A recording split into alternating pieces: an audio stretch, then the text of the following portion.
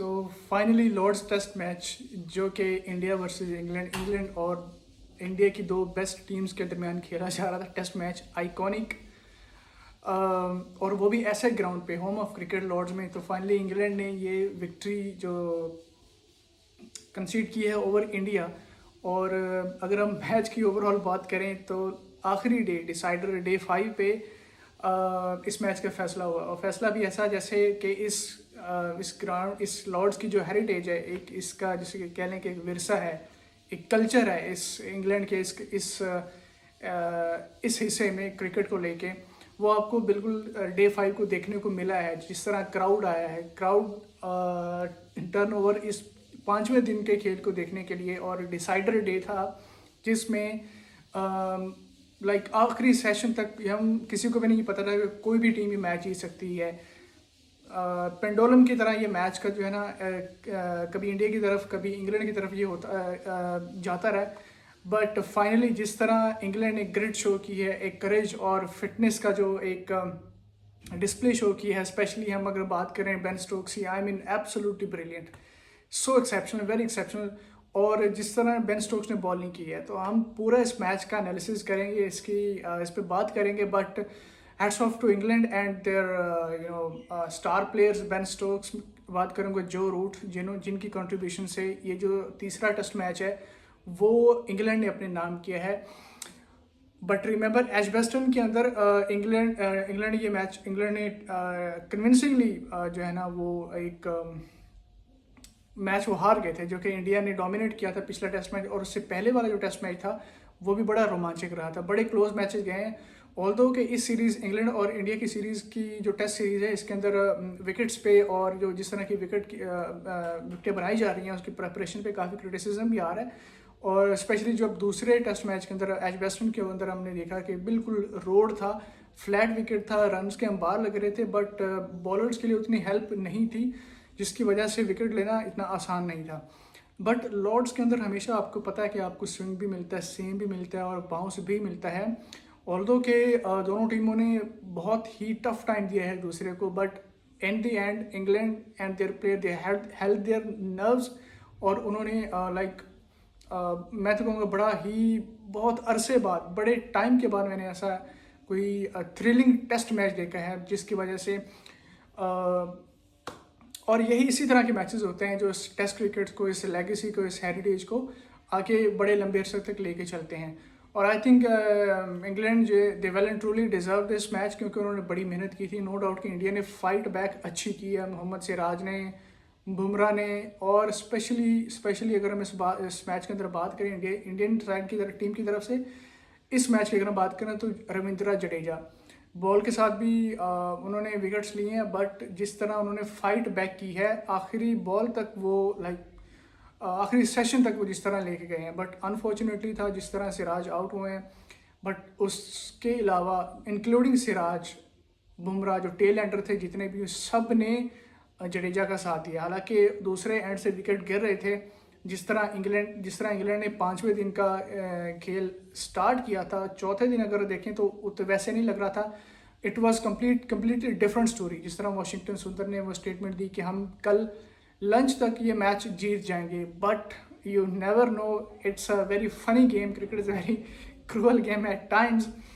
Lord's का ही ground था। ठीक एक साल पहले 14 जुलाई को यहाँ पे वर्ल्ड कप फाइनल जो हुआ था सुपर ओवर के अंदर, इंग्लैंड ने वो वर्ल्ड कप भी अपने नाम किया था। और कौन नहीं जानता, कौन नहीं होगा जिसने वो मैच देखा होगा। और आखिरी बॉल्स पे जब मार्टिन गप्टिल ने 2 रन्स के लिए कॉल की थी और रन आउट हो गए थे फ्रॉम द बेयरेस्ट ऑफ मार्जिन, जो एक पंच लाइन, एक हुक लाइन बोली थी न्यूजीलैंड के कमेंटेटर ने, इयन स्मिथ ने। आई थिंक वो पूरी मेमोरीज रिकॉल हो गई हैं। ठीक 6 साल बाद 2019 का जो वर्ल्ड कप इंग्लैंड ने जीता था और 2025 था। और लॉर्ड्स का ग्राउंड था, 14 जुलाई थी अगेन। और आखिरी सेशन के अंदर जो मैच गया, जो इंग्लैंड ने जीता बेन स्टोक्स की कप्तानी में। सो बहुत ही मज़ा है और ऐसे मैचेस होने चाहिए। अल्टीमेटली जो जीत हुई है वो टेस्ट क्रिकेट की हुई है, क्योंकि I am a big fan of this format. इस फॉर्मेट की वजह से आप कह सकते हैं कि मैं इस क्रिकेट का जो है ना फ़ैन हूँ। मैं देखता हूँ आज भी टेस्ट मैचेस, चाहे वो लाइक किसी भी टीम का हो, पाकिस्तान का ना भी हो, स्पेशली बड़ी टीम जब खेलती हैं। अभी रिसेंटली जो चैम्पियंस लीग भी हुई है, टेस्ट जो साउथ अफ्रीका ने जीती है, बहुत अच्छा लगा था वो देख के, इसी ग्राउंड पे सेम लॉर्ड्स के अंदर। तो इंग्लैंड ने बड़ा अच्छा डिस्प्ले किया है, बट 3 मैचेस अभी हुए हैं, इंग्लैंड को 2-1 से बर्तरी हासिल है, लीड कर रहा है इंग्लैंड। 5 मैचेस की सीरीज़ है, अभी भी इंडिया के पास चांस है, वो कम बैक कर सकते हैं। नो डाउट के इंडिया की तरफ से ऋषभ पंत और शुभमन गिल ने बड़ी अच्छी अभी तक उनकी सीरीज़ गई है और जा रही है। स्पेशली अगर हम लास्ट 1-2 इनिंग्स को निकाल दें शुभमन गिल की स्पेशली इस मैच के अंदर, तो उससे पहले शुभमन गिल ने टोटली डोमिनेट किया है इंग्लैंड के बॉलर्स को। इस मैच को अगर हम सम अप करें तो ओवरऑल बहुत ही रोमांटिक मैच था, और वो भी लॉर्ड्स के ग्राउंड के अंदर, इतना फुल पैक स्टेडियम, और दोनों टीम्स की सपोर्ट जो थे, आई थिंक इंडियन ज़्यादा थे इन नंबर्स, बट इंग्लैंड को भी पूरी उतनी ही सपोर्ट थी। अगर हम पूरा मैच का अगर चारों इनिंग्स की बात करें, player of the match Ben Stokes रहे। ऑब्वियसली जिस तरह उन्होंने स्पेल डाले 5वें दिन में 10-10 ओवर 9 ओवर्स का एक स्पेल डाला, बड़े अरसे बाद, बड़े टाइम बाद मैंने बेन स्टोक्स को ऐसे लंबी बॉलिंग करते हुए देखा है। बीच में 2-3 साल मुझे ऐसा नहीं लगा कि अनफिट भी रहे, इंजर्ड भी रहे, टीम से बाहर भी रहे, बट आज जिस तरह बेन स्टोक्स ये मैच जीत के ड्रेसिंग रूम में जा रहे थे, लॉर्ड्स की वो स्टेयर से बालकनी के ऊपर, टोटली एग्जॉस्ट हो चुके थे। आपने देखा वो अपनी कैप को रब कर रहे थे अपने ओवर हिज हेड, एग्जॉस्ट हो चुके थे, विच मीन्स कि अभी तक इतनी डिटर्मिनेशन, इतना ग्रेट, इतना फिटनेस लेवल उनके अंदर इतना है कि वो 5वें दिन के टेस्ट मैच के 5वें दिन भी इतना जान लगा रहे हैं, जोर लगा रहे हैं अपनी टीम के लिए। और जिस तरह उन्होंने बॉलिंग की है, I think he truly deserve this player of the match. 44 runs, 2 for 63 first innings, और सेकंड इनिंग्स में 33 रन्स एंड 3 for 48, और क्रूशल विकेट्स बेन स्टोक्स ने निकाले हैं।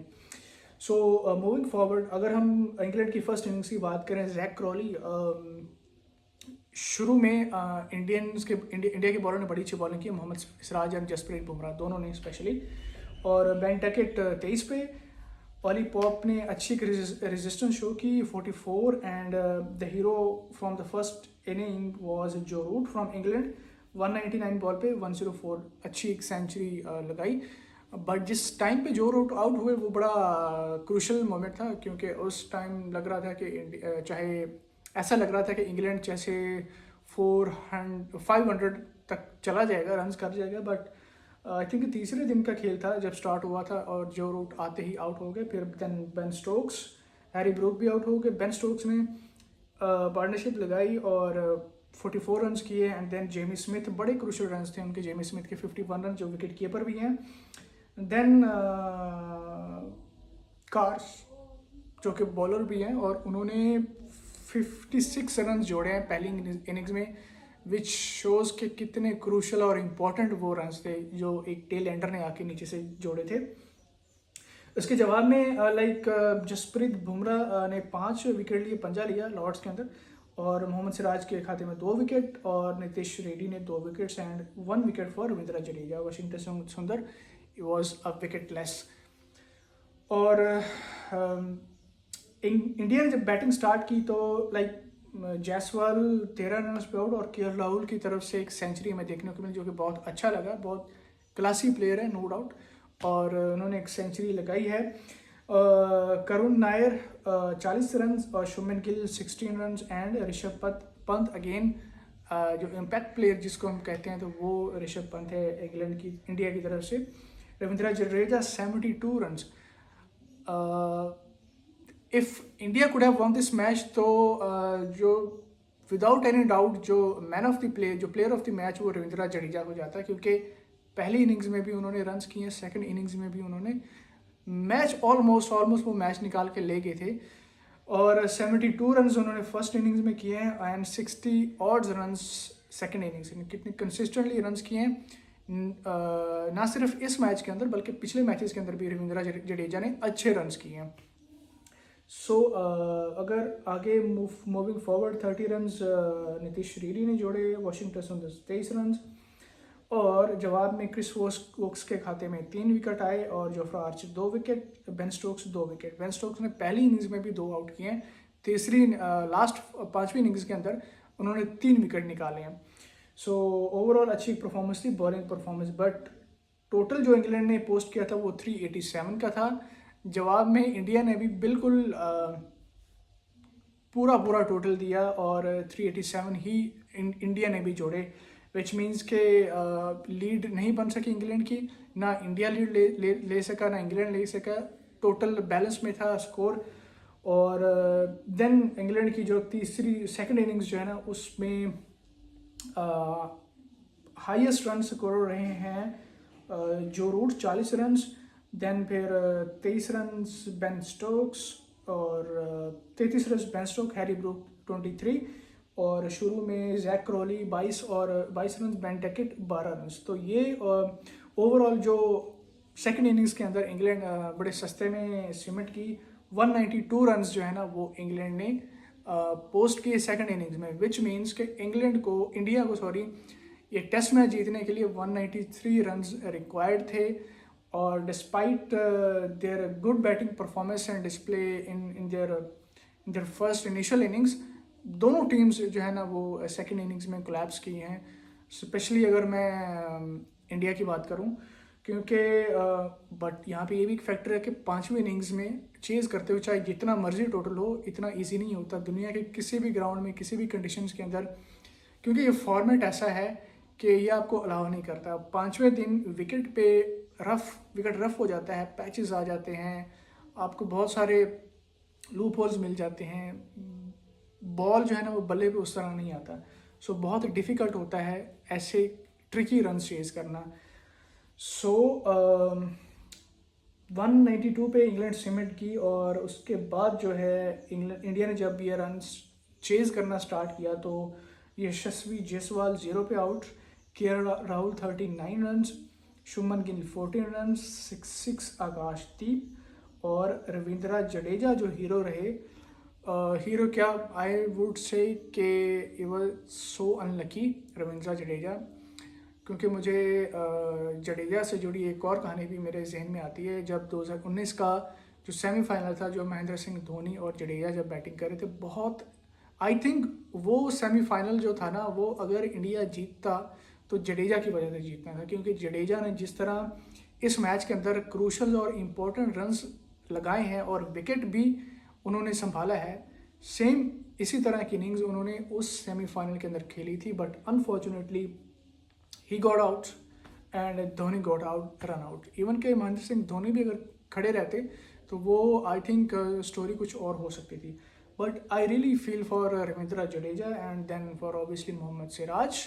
बट ये मैच बहुत ही रोमांचक था, इसमें जो एग्रेशन, जो एक्शन, जो रिएक्शन, फुल एक्शन पैक्ट हमें देखने को मिला। जिस तरह सिराज ने स्लेज किया, फिर इंग्लैंड के प्लेयर्स ने उनको वापस स्लेज किया। चौथे दिन के अगर मैं बात करूं, जो चौथे दिन का खेल का जो था, नहीं आई वुड से जो तीसरे दिन का, जहां पे आई थिंक इंग्लैंड जब बैटिंग करने आया था तो सिर्फ एक ही ओवर शाम में वो खेल सके थे, जब बेन टैकेट और जैक क्रॉली दोनों क्रीज पे थे और Siraj, Gill and Bumrah they were all pumped up. I think all their 11 players, India के पूरे प्लेयर्स उन ओपनर्स की तरफ झपटे और वहाँ पे एक गर्मा गर्म बहस हुई।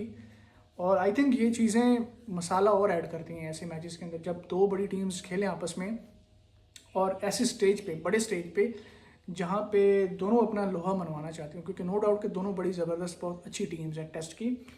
सो बड़ा मज़ा आया इस मैच को देख के, ऑल्दो के I feel for the Indian team, क्योंकि उन्होंने फाइट बैक अच्छी की है। और जिस तरह शुभमन गिल कूल एंड काम रहे हैं, उनकी पूरी ड्रेसिंग रूम के अंदर हम देख रहे थे, बुमराह, गंभीर, गौतम गंभीर, पूरी उनकी टीम, बट उनको बिलीव था अपने आप पे। But I feel sad for Ravindra Jadeja, जिस तरह उन्होंने अपनी एफर्ट की, मेहनत की, इतनी लंबी इनिंग्स खेली, ओवर आफ्टर ओवर वो खेले जा रहे हैं। और मुझे याद है वो बीच में टॉयलेट भी गए थे 5 मिनट के लिए मिड ओवर ब्रेक के। तो आई थिंक अगर इंडिया जीत जाता तो शायद ये जडेजा की इस कैरियर की बेस्ट टेस्ट इनिंग्स होती। But England had there other ideas, और उन्होंने लाइक जिस तरह बशीर ने वो आखिरी बॉल डाला और मोहम्मद सिराज के जो है ना उसको बहुत सॉफ्ट हैंडेड प्ले उन्होंने खेला था। उस अगर हम उसको डिफेंसिव खेलने गए, ये ब्लॉक कर रहे थे, बट बॉल के अंदर स्पिन इतना था कि वो विकेट की तरफ जो है ना वो I was watching it live, तो मुझे नहीं लगा था कि ये बॉल एकदम से पीछे चला जाएगा क्योंकि बॉल स्पिन हो रहा था। अगर आप रीप्ले में देखें तो बॉल स्पिन होकर विकेट की तरफ गया और सिराज को बिल्कुल भी नहीं आइडिया हुआ, उसने पीछे मुड़ के देखने तक जो बॉल है विकेट को स्टम्प्स को हिट कर चुका था। और that was a winning moment for England. But yes, बहुत मज़ा आया और जवाब में 170 रन पे इंडिया जो है वो समेट गई और 22 रन से ये इंग्लैंड ने टेस्ट मैच जीते हैं। So heads off to Ben Stokes, जिस तरह उन्होंने अपनी फिटनेस का मुजाहरा किया है। अभी भी उस बंदे को देख के लगता है कि यार there is so much cricket left in him. और Ben Stokes one of my favourite batsman, lefty भी हैं, मैं खुद भी लेफ्टी हूँ। सो वो 2019 के वर्ल्ड कप वाली पुरानी यादें उन्होंने ताज़ा करवा दी, जिस तरह इंग्लैंड ने ही ये वर्ल्ड कप जीता था सुपर ओवर में अगेंस्ट न्यूजीलैंड। सो जिस तरह मोहम्मद सिराज वो विकेट पे पिच पे बैठे थे, मुझे वो Martin Guptill and Jimmy Neesham वाले वो सीन सारा याद आ गया।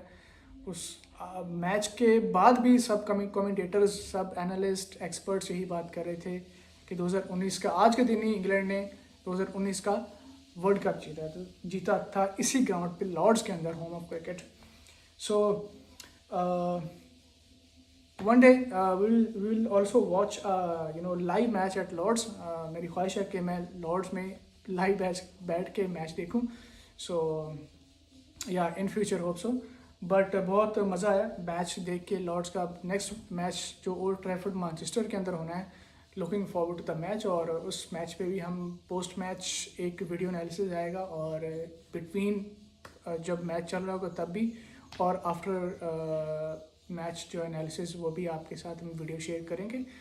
सो जो लोग नए हैं और जो लोग ऑलरेडी देख रहे हैं मेरे चैनल को, वीडियोस को फॉलो कर रहे हैं, उनसे ये रिक्वेस्ट है कि आप चैनल को सब्सक्राइब भी कर लें, क्योंकि मैं देख रहा हूँ सब्सक्राइबर्स उस तरह जो है ना वो नहीं हमारे आ पा रहे।